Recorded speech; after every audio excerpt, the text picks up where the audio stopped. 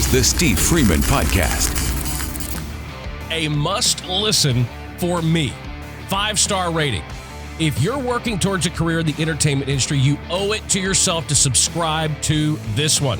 Steve's no BS approach, timely and helpful topics and industry knowledge make this a must listen for anyone wanting to take their entertainment career to the next level. That review left on Apple Podcasts by BF Music, rated as 5 stars.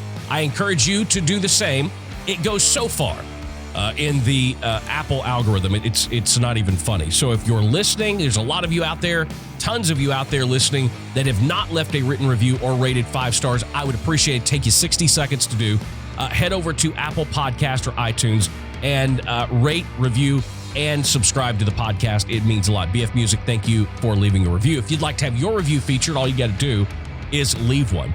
Reminder, anything that I talk about today will be found in the description on YouTube or the show notes section of the podcast, no matter where you're listening to the podcast from, whether it's Apple or Google or Spotify or anywhere else, really. You can also find all the show notes on my website at thestevefreeman.com. I also want to remind you, while you're over there at the website, if you'd like to leave me a voicemail and ask a question, kind of like Daniel did on the last episode, just go to thestevefreeman.com, scroll down to the middle of the page, and there's a little button on the right-hand side that says leave a voicemail. It's funny, but when you actually click that thing, you can actually leave a voicemail. So go check that out. Leave me a voicemail. I'd love to answer your question. Don't forget, when you do, put all your social media information there where people can find you, and we'll leave all of that information in there so people can find you on social media as well. If you'd like to follow me on social media, it's at the Steve Freeman everywhere. We are also, and I've gotten this is going to be a tough one because I've gotten about 50 or 60 emails on this. Those of you that are interested in being involved in the next round of the Music Business Mindset Mentorship Program, which is going to be kicking off in November. I'm going to be making those selections this week on the 5 people that I'm going to work with over the next 90 days, one-on-one. So if you want to be included in that, go to thestevefreeman.com. There's a button right there in the header. Click that, and it will send me an email and let me know that you're interested. I'll be getting back with everybody over the next few days, probably over this weekend, and picking the 5 that I'm going to work with over the next 90 days. What we've done with the previous 5 has been astonishing, and I know they've learned a lot. I've really enjoyed getting to know them, and it's been a great time. We're going to do this every 90 days. I'm going to pick a different 5 people every 90 days. Plus, those of you that do get picked, as a part of the program, you're also going to get a 1-year membership to the Artist Development Academy. So it's extremely valuable, this whole thing. So if you're interested, go check it out at thestevefreeman.com. Today, I want to talk about, because, I look around because it's been no secret. I just don't give 2 shits about the music business right now. I just really don't. So I was having a conversation with somebody the other day talking about, the podcast in particular, and people have been wondering why am I not putting out YouTube videos anymore? And the real reason is because I just do not want to talk about the music business. I just don't.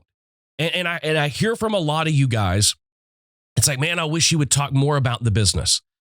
Talk more about the music business, more about songwriting. And guy, I'm just going to be real honest with you. It feels like kicking a dead fucking horse. It really does. Now, I love talking about business. I love talking about growing business. And I would rather talk about those things as it relates. And look, music is just a fucking product. It's just a product. It's no different than anything on the shelf, other thing on the shelf at Walmart or Kroger or anywhere else that you go shop. It is just a product. I would rather help you guys build a solid business. And if music is the product that you choose to sell in that business, that's great. But I would rather spend time working with you guys and talking about building your brand, building your business, the things that you need to do, helping you personally with things that I know I'm going through, that I know some of my experiences and some of the things that I've been through that I think can help you guys. So for those of you that are out there and are a little frustrated with my lack of content here lately that's had to do with the music business, in all honesty, that's why I've not been putting it out. I just don't care about it anymore. And that's hard to say, but I'm involved in so many other things and doing so that music right now, music is probably 10% of my life, in all honesty. And most of that 10% comes from me talking about it on this podcast.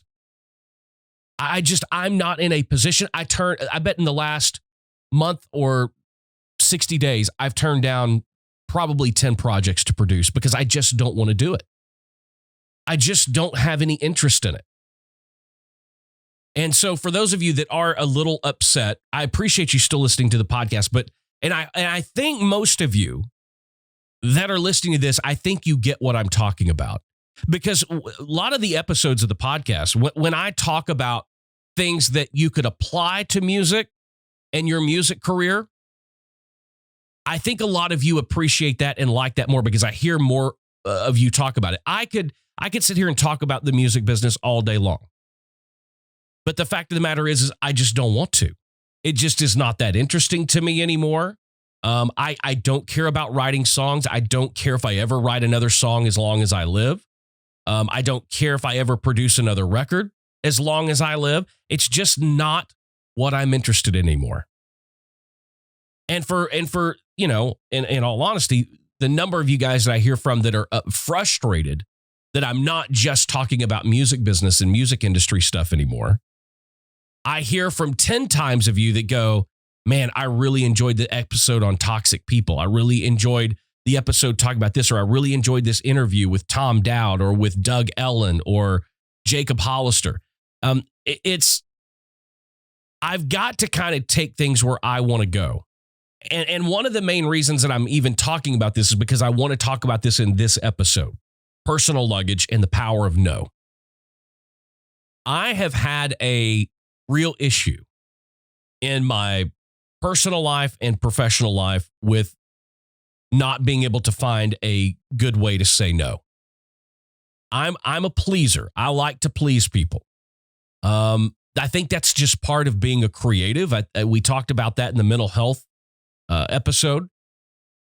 I think it comes from seeking the approval and the praise and the adoration and all of everything that goes along with that. We seek that from other people. I'm no different because I'm a creative, just like you. I have a real problem telling people no. So what ends up happening is I overcommit myself. And as I look around and I'm looking for other things, I'm trying to consume a lot of content right now. I'm watching a lot of videos on YouTube from creators that I really like. I'm watching some different television shows and different kind of films and things like that I'm kind of stepping outside of my normal range of things to introduce me to things and inspire me and find some sort of outside inspiration besides just my normal channels that I get it from. And one of the creators that I've loved watching him for years, I think he's an extremely unique creator, is Kelsea Ballerini on YouTube. I'm sure you all know Kelsea. If you don't, go look him up on YouTube and you'll find just how creative he is. But we were in California last week and I had a little bit of downtime. So I turned on YouTube and I was trying to get caught up on some of the things that I've missed for a while. And Kelsea put out a video last week about this idea of and the power of no. And it really struck a chord with me. Matter of fact, we're all sitting around this table and I've got it on the big screen TV in the living room. And as he's talking, both my kids and my wife just snap around and look right at me.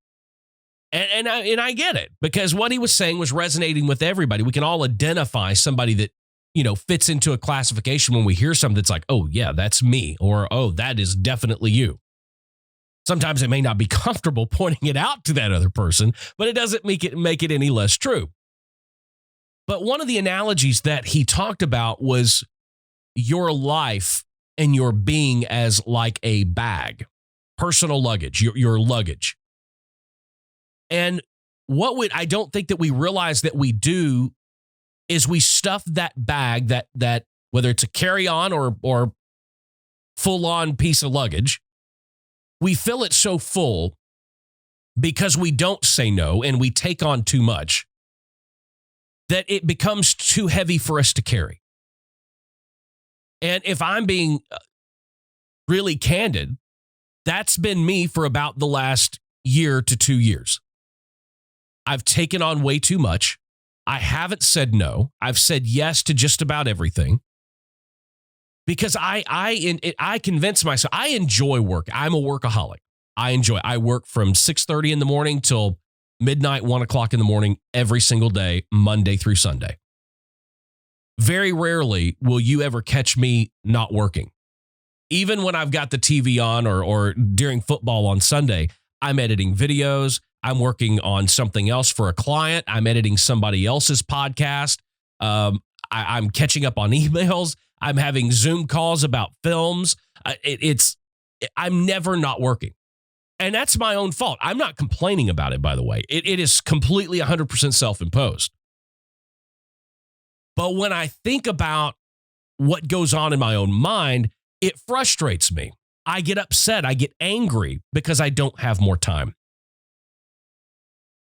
For me, more me time to do the things that I want to do because I don't want to work all the time. I enjoy what I do. I enjoy prepping for this podcast. I enjoy thinking and strategizing, coming up with ways to make it grow bigger and bigger and bigger. I love that, but it's still work. And I don't want to work all the time. I really don't. I don't want you to work all the time. So this analogy of having this luggage, this bag that we just stuff it. All of our personal things, our relationships, our emotions, our feelings, our friends, our day-to-day lives are just each little elements that we keep packing into this bag.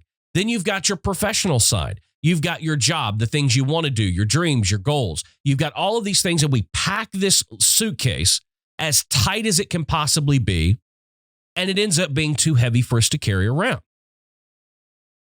And it's a load that I think, that we get up every single day and we put on ourselves. When really, I'm wondering if we just invoked the power of no every once in a while. Just every once in a while, we could make the load that each one of us is carrying a little bit lighter, a little bit easier. Maybe if we did stop and we took time for ourselves and we maybe even took out that suitcase from time to time and went, okay, this can come out. This can come out. We don't need this. We're headed to California in the middle of summer, so we don't need jackets and we don't need boots. Metaphorically, play along. We could take things out of that suitcase to make it not so heavy, to where it's a little bit easier to carry around. That really spoke to me.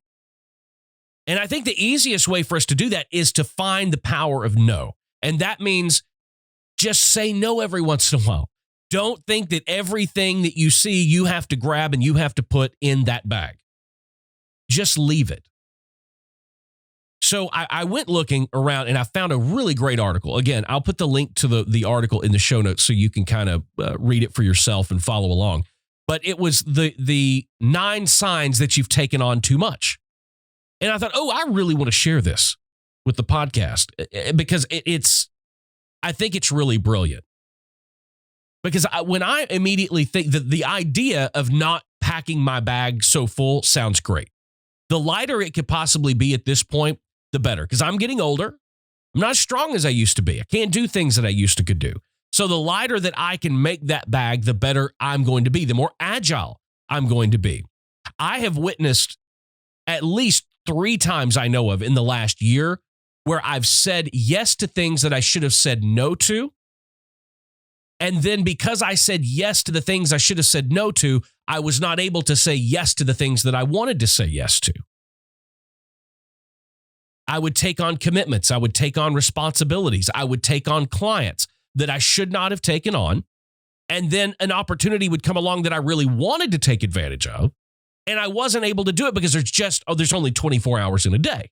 There's only 7 days in a week and 30 days most of the time in a month. So I want to kind of explore this, and I hope you guys will take this ride with me. But I want to go over these 9 reasons that you've taken on 9 signs that you've taken on too much. Number 1, you have a history of saying yes too much. And man, I totally 100% get this one. The reasoning is that it's possible we're too worried about the consequences of saying no. Now, I know this one is a big one for me. Whether it's for professional development or social advancement, you may be concerned that you'll get let go if you don't do everything you're asked. But being too much of a people pleaser may make it hard to get ahead. If you have difficulty being proactive or finding efforts to be assertive, the way you were told you should be on your new performance review, your plan may backfire. That comes from Grant Branner, doctor. He's a psychiatrist and the author of the book Irrelationship. I get that. I 100% get that. The reason we pack our bags too full at any given moment is because we are afraid of the consequences of actually saying no. If I say no, what am I going to miss out on? What could this possibly lead to? And helping me achieve my goal or get me down the road. So we say yes, simply because we're afraid to say no. We're afraid of the consequences and what that might bring. Number 2 of the 9 signs you're taking on too much, you're no longer putting out quality work.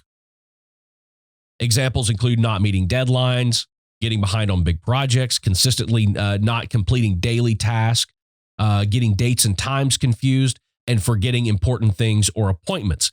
This is me. And I wholly admit it. And I get really frustrated when I'm not able to put what I consider to be the best product out there.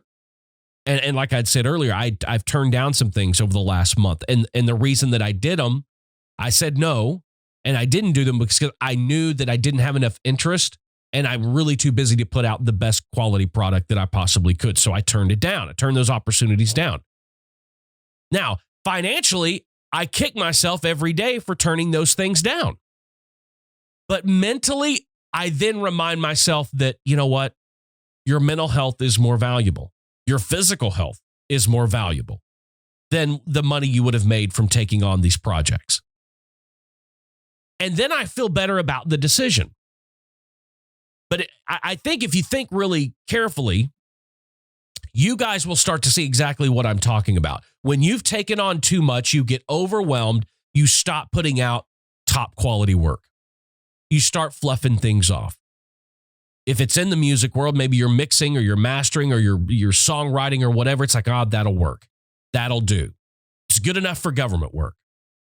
And you let things slide that you wouldn't normally let slide under any other circumstances because you've packed too much in your bag and you've taken too much on. Number 3, you feel resentment about the things you're doing. Amen. When I know, I can always tell when my bag is way too full because I get very resentful. I get angry about the decisions that I've made. Now, the only person I have to be angry with, in all honesty, is myself because I'm the only one that took them on. But I do this. I get very resentful. And I can look back over people that I've worked with and clients that I've had. I've gotten frustrated with them when I shouldn't have. I've gotten mad. I've gotten pissed off a few times. And not saying that it's always unwarranted.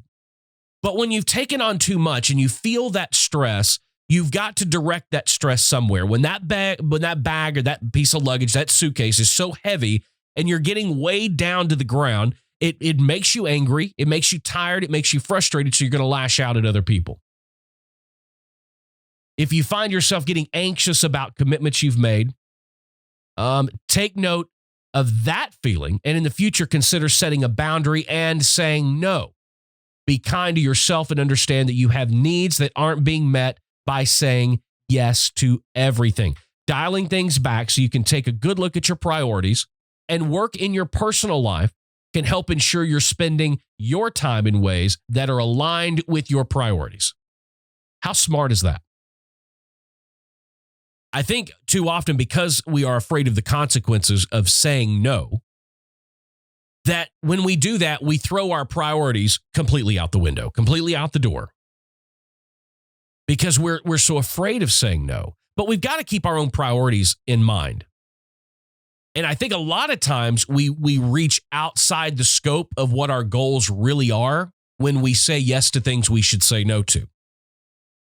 We convince ourselves that, oh, this is going to help, this, and this is going to help us grow further over here, when really, whatever it is, those extra things we're saying yes to are taking us further and further away from our personal and professional priorities. They really are. Here's a big one for me.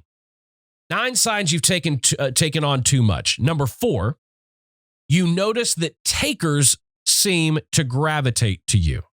When you step back and think about how much you have on your plate and how stressed out you are, you may notice that a lot of people around you seem to be willing to ask you to do things more so than often, without offering much in return. For example, when you ask others to lend you a hand, they either apologetically explain why they wish they could, but just can't, or they may just ghost you altogether. This is a big one. When we don't say no, and I know this, I can go back, I can pinpoint several different instances. When I've taken on too much, other people, it's almost like blood in the water to a shark. People can see this. And when they see you taking on too much, they think, hey, now's a great time. Hey, Steve's already carrying this 300-pound bag on his back. 305 pounds is not really any different than 300. So, and if you'll think about it, you'll notice that when you feel stressed out, when you feel like you are at literally your limit, is that not always when people want you to do something? Because they know you're vulnerable at that point. They know that you're tired. They know that you're weak. And they know that you're trying to find a way out from underneath all of this. And what do? The answer for them is to ask you to do more. Takers will always gravitate towards givers. They can smell them from a mile away. Again, one of the ways that you can defeat this is say no. What was it, Nancy Reagan? Just say no. Number 5, and this one resonates with me as well. You are experiencing changes in your appetite. Whether you're eating more or less than usual, or simply forget to eat altogether, this is a sign something is off. We keep coming back to this health and mental wellness thing. And everything that I've been reading lately, everything that I've been trying to consume has really been talking about health, about your physical health. And I notice when I do that, when I take on too much, when I'm too stressed out, when I say yes, when I should say no, my appetite does change. I skip meals because I'm working straight through. Or I go to the other end of the spectrum and I eat things that I shouldn't eat and I get off of my diet. So it affects us that way. It's funny, some of these things. I love when I read some of these things. And it becomes so very clear to me because I can see myself doing these things, which in the process of going through this list, I can automatically tell myself, okay, you've said yes lately, way too many times when you should have actually said no. Number 6, you start canceling or backing out of commitments. It's normal to occasionally feel like you don't have time to work out or hang out with friends or family, either because you're too busy or you have too much work to do. But having a healthy social life can be one of the best ways to deal with stress, especially when you're with people who care about you and and they know how to make you feel good. Again, going back to your mental health, I can see this one. When you've taken on too much, you start canceling or backing out of commitments. And what I find is that the ones that I back out of or back away from or cancel are really the ones that I shouldn't be backing out on or canceling. It's like we never back out on the people that we should have said no to. It's always the bread and butter people that we cancel on or we back out of. This is very interesting to me. Number 7, you feel irritable and emotional for no reason. If you start noticing that you're more reactive in a negative way when it comes to interactions of all kinds. For example, you notice you're snapping at coworkers or you're short with your partner. It may be because you simply have too much on your plate. You might also notice you're feeling more tired or sluggish, which might entice you to turn to alcohol or other substances. We talked about that in the mental health episode a few weeks ago. This one is a big one for me. It is written, you don't have to ask me if I'm stressed out. If you're a friend of mine or family member, you do not have to ask me if I'm feeling well, if I'm stressed out, if I'm angry. I wear it all over my face, and it's the first reaction that you get from me is I get really short, I get really angry, and sometimes I get really mean. And I can be very, very mean. And I get irritable. And I'm irritable a lot of the time. The reason that is because I'm mad at me. I'm not mad at anybody else. I'm not mad at the client. I'm not mad at my daughters. I'm not mad at my friend. I'm mad at me, but I don't want to take it out on me because I've already taken on too much. If I take the time to get angry and mad at myself, I'm putting another thing in my own bag, which is why I'm mad in the first place, because the thing's too fucking heavy. So this is a really, really, to me, maybe one of the most important signs. You know you've taken on too much. You know you've said yes when you should have said no, when your mood starts to get affected and you're irritated on a regular basis. I think that's a really good one. Number 8, you're not taking proper care of yourself. Now, this one, I don't know if this one resonates. What the fuck is that? Is that even a word? Resonates? I don't even know. Resonates. This one doesn't. I don't know. This is not me, really, because it says, you stop exercising and I don't exercise as it is.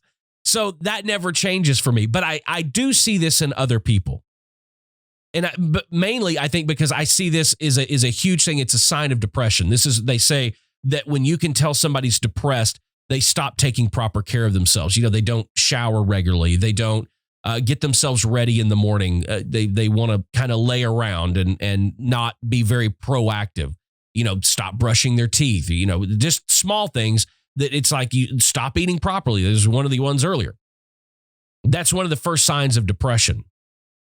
And I can go back in my mind and think about the times when I've gone through severe depressions. It was like those are the first things that stopped. I stopped caring about what I ate.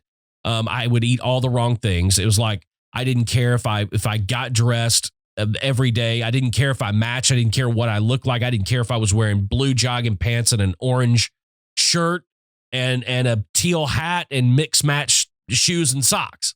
I just didn't give a shit. For me, it was like, I got to wear a shirt, got to wear pants. I got to, so I just throw something on.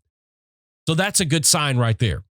But I think that's a sign of even something a little more serious that you probably are starting to deal with some depression issues. But that's a good sign.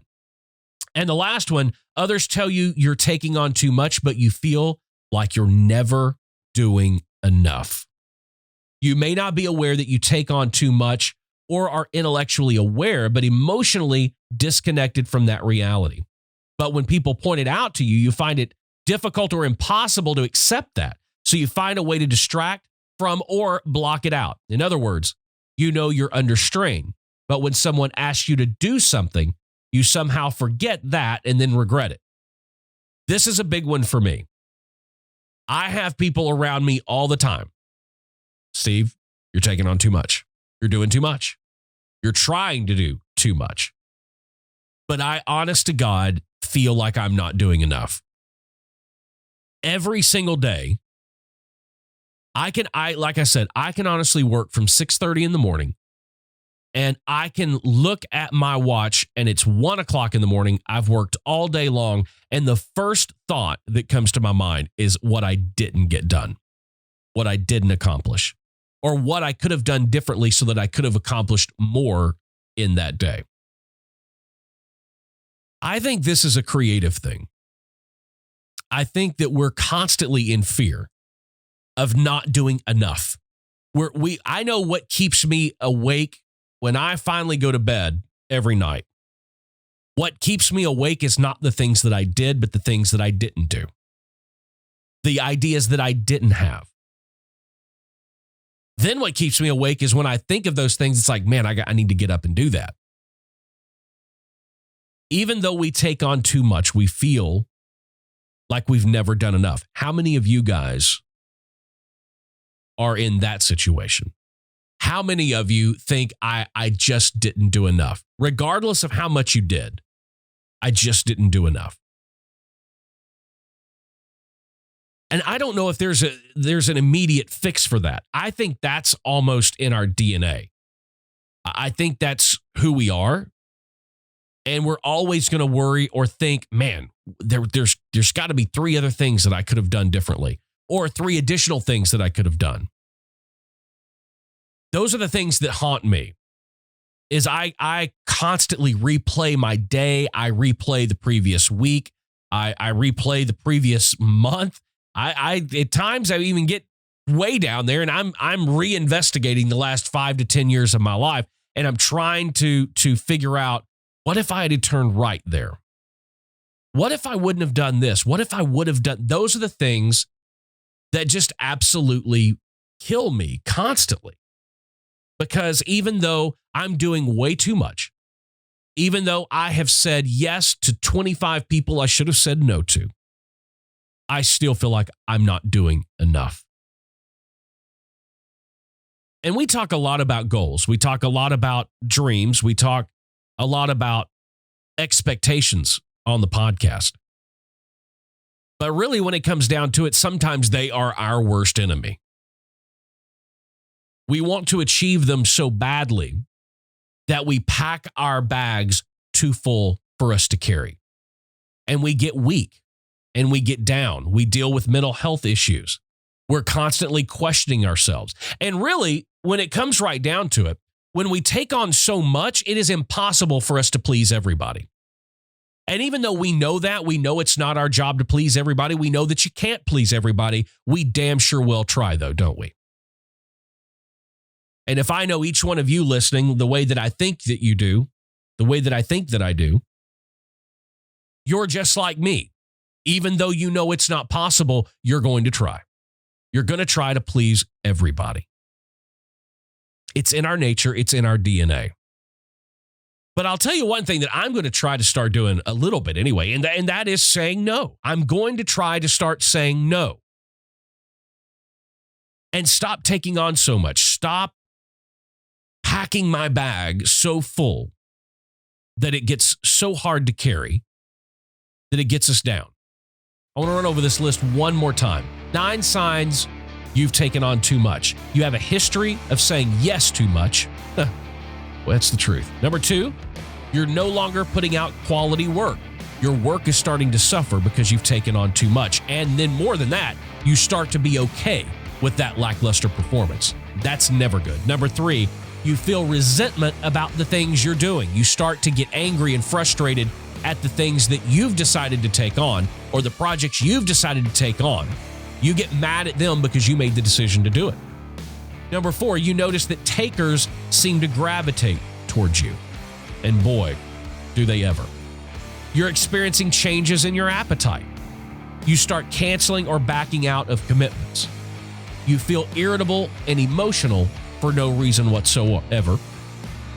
You're not taking proper care of yourself.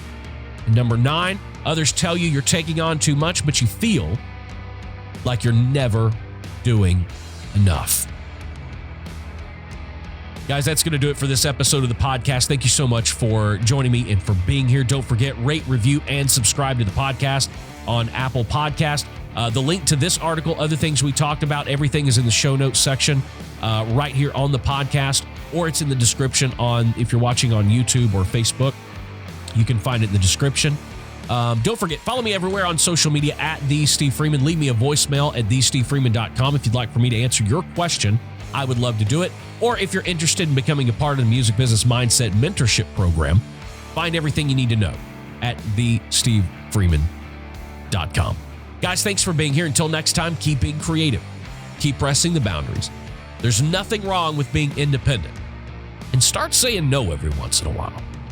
See you in the next episode. The Steve Freeman Podcast. Available now on iTunes, Apple Podcasts, iHeartRadio, Google Podcasts, and everywhere else you get your podcasts.